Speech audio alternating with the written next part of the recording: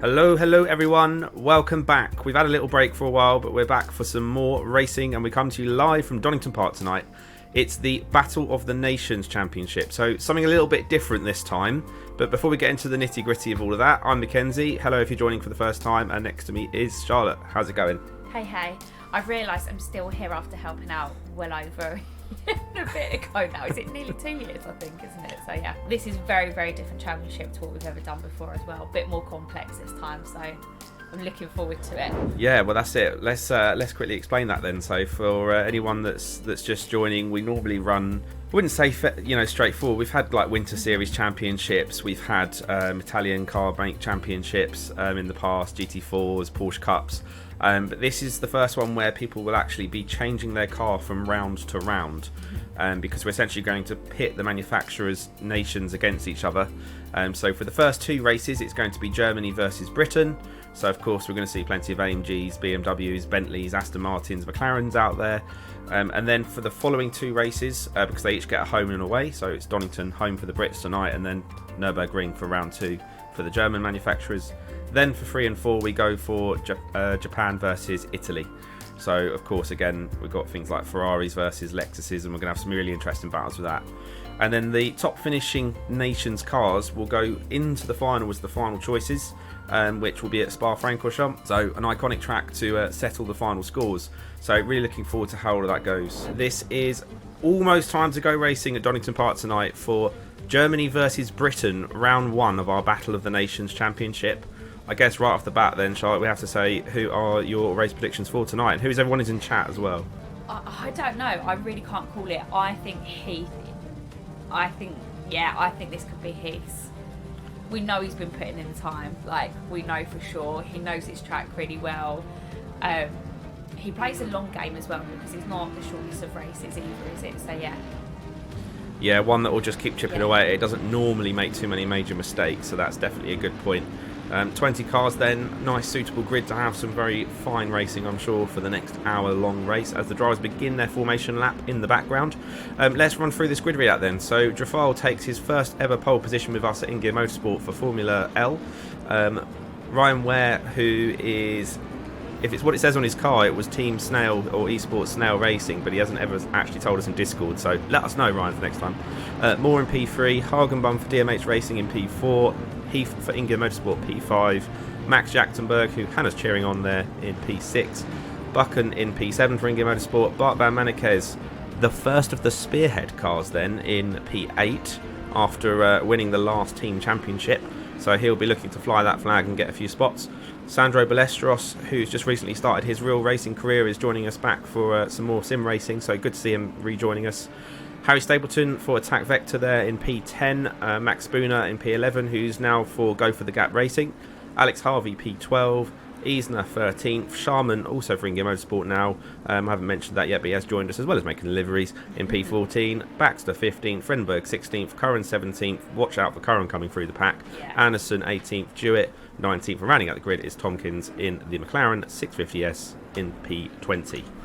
Right then, let's get ready to go racing. And then Drafal in the Audi on the, now what's going to be the right hand side. Lights are out, away we go. I'm going to switch that to another angle, I think. That'll be more like it. So, looks like the Audi's going to go for the inside line of Drafal and try and hang on to that position. Ware's going to go around the outside, hangs onto it, okay, and Moore's having a little bit of a look, but doesn't manage to do anything with it. Hagenbum's just sitting back, watching nicely, waiting to see what happens. You can see a squabble of the InGear Motorsport cars in the background, mixed in there with that other Audi. Who is that one? We've got to pick out these new liveries, Charlotte, for tonight's racing. And they've also got their nicknames on the back. So we've got Kirky Badgers here, just to show you, look. And then Martin Buchan, the mighty Bouchan. Come from a Spanish commentator pronouncing his name in another race we did. It's the mighty Bouchan going through again. Hagenbum's doing pretty well there, up into P4 and chasing down that front pack. And to be fair to Moore in that Bentley, he's had pressure in the entire race so far, and he's managed to settle into a rhythm quite nicely and not throw it off, which is easily done. The Bentley still has rear view mirrors full of that AMG, but it's just desperate to get through. And I'm curious if the AMG has the pace to go faster once it's in clean air of Ware there, or if not. Keep thinking of Charlotte's hometown, Ware. Where's Ware? Where's where? Yes, that is a real place if you're not sure. It's a perpetrating. Yeah. But tonight we're more focused on Donington Park, which is just a little bit north of Leicester, so slap bang in the middle of the country. Is it going to be this lap coming into the hairpin? I mean, the chicane's a tricky place to pass, but he pokes the nose out and backs Really out of well it just defended enough. there. Yeah. And Maud goes, no, I'm turning in anyway, and shuts that door firmly in his face, but does get a slightly worse exit for it. Now, Kirk Heath's in a position to capitalise and actually tries to go around the outside of where in the AMG, but no, he's not going to make it work, I don't think. But Kirk is going to get the inside, and Ware could find himself caught on the outside now as Kirk's going to try and follow the Bentley through. Very, very close between these two AMGs, but Kirk gives him enough room and he gives Kirk enough room as they almost bang doors on the exit of the last corner. Here we go then, hurtling down into turn 1, and the battle still continues for the final podium spot. And this might just give P2 of Moore that little bit of an opportunity to get away. Wazzer's told Kirk to bide his time. I think, as you've said that, Wazzer, he's going to go for the move into the Melbourne hairpin. Gets it stopped at the apex. And actually, I think I'm surprised as well. It was nice, but still, Ware managed to hang that round the outside and get good traction. Great driving from both of them, though. That's harsh but fair on both sides. They're not giving each other any more than an inch, are they? Hit him on sector 3, doesn't he? Oh, Kirk, that was a long way back. That was a long way back. His nose was in front going into the hairpin. He made it a fair move just, but I don't think he realised Hagenbum was on his outside. Just about manages to stay ahead of him, but I thought that was going to all end in tears for a moment. He goes very deep into the final corner as well. Let's get this camera in a bit tighter and see how things look. Look at that, going 2 abreast down Craner curves. That's always a bit scary. That doesn't usually end up that successful either. So well done to them. Buchan gets through just as Hagenbum loses the rear end of that car, and yeah, he's going to have to try and rejoin safely now. So they've spread out a little bit in that top pack, and actually you've got a back marker. There's Tompkins in the middle there. Ooh. He really made Ware work to get through there, but I mean he didn't. He did the right thing. He just held his line. It wasn't he did it. I guess it was more better to say that it was an awkward point to catch him. He's still running though. I think after a little bit of an incident early on, Tompkins. So he's chipping away at it. Looks nice as well. Really nice. I'm not sure if he's got a similar one to Max Baxter, or if that's just an in-game one that just happens to have come out looking similar. Because I know Max Baxter based his on a real-world livery. I feel like the livery game is pretty strong going into this travel. Yeah, look at that. Warren, what do you think of this one? Well, it's pretty cool, isn't it? Yeah. There's Drafal. Drafal's just running a in-game one that he's configured. There's no logos or anything on that one. And actually, George has just said that Drafal has the fastest lap now by half a second. So he's done a 1:27 flat. Yeah, you can see it in the top left actually. I just flicked onto him in time as you said it. Oh, who's that in the pits? Tompkins. Get out of the way, Tompkins. Don't. Oh my god. God, that was close.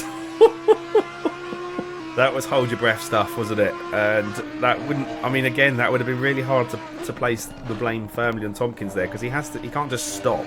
Drafal actually goes off there. I think that shook him a little bit, just how close that was. And we had the perfect camera angle to just see that rear quarter, how close it was. As number 95 picks up a drive-through for track limits, that is Alex Harvey, who's dropped down the order quite a bit to P19 as well, so he'll be in to serve that shortly. Now, what happened there then? Buchan's got himself ahead of Kirk, and Kirk's dropped back to P5. I wonder if George can let us know about that one. He might have already. No, he hasn't. Yeah. If we could find out what happened there with the change of position from Buchan and Heath, because that was looking pretty set. I wonder if it was when they were catching back markers. It's looking like then First Blood's going to be drawn by a British car, and Moore takes the win for round 1 of the Battle of the Nations Championship, and coming home second is going to be Jakob Drafal for Formula L. So great race actually, very close, pushed each other to the end, and Ware comes across for the Snail Esports Racing team in P3. The driver's nicely pulling up at the side of the track there. Well done, boys. Thank you very much for that. That's a picture, isn't it? And Kirk did get driver of the day, so he'll be pleased with that, as he exits very swiftly at the end of the race there. We've just got nice donuts by everyone. There we are. Now it becomes bumper cars. Ta-da! Join us back in commentary box. You're not interested in seeing me, are we? I thought it was a really, really good first round. Really good first round. A lot of close battling. There's definitely some things that maybe some people need to learn a little bit. I think obviously blue flags, etc, etc. But actually there wasn't that many blue flags in the grand scheme of things. So, you okay, hon? What did you think? She's yawning. I mean, Poppy's yawning, so that says a lot. But I'm looking forward to the rest of this championship for sure. So yeah. And of course we've got the benefit of the car changes to deal with as well. So that's going to be fun.